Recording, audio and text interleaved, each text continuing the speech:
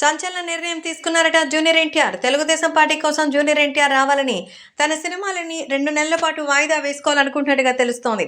Elections కి కేవలం 40 రోజుల సమయం ఉంది. తెలుగుదేశం పార్టీ మంచి కాక మీద ఉంది. మరి అభిమానులు, తెలుగుదేశం ప్రజలు, ముఖ్యంగా ఏపీ ప్రజలు వైసీపీ అరాచక పాలనతో విసిగిపోయి ఉన్నారు. అయితే చంద్రబాబు ఏం చేయబోతారు, జనసేన ప్రభుత్వం ఏం చూపించబోతుందన్న వివరాలకు వెళ్తే మరి జూనియర్ ఎన్టీఆర్ భరోసా ఇవ్వడానికి వస్తున్నట్టుగా తెలుస్తోంది.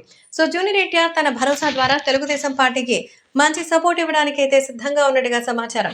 కాబట్టి సోషల్ మీడియాలో సైతం జూనియర్ ఎన్టీఆర్ తెలుగుదేశం పార్టీ కోసం రావడాన్ని ఎన్టీఆర్ అభిమానులు స్వాగతిస్తున్నారు.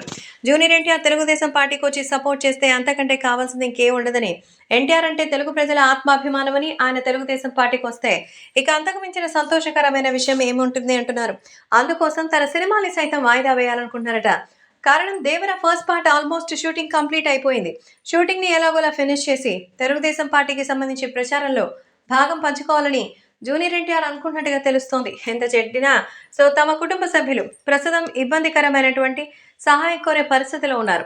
కాబట్టి వాళ్ళ మంచి కోసం ఇప్పుడు ఈ సంచలన నిర్ణయం ఎన్టీఆర్ తీసుకున్నట్టుగా తెలుస్తోంది.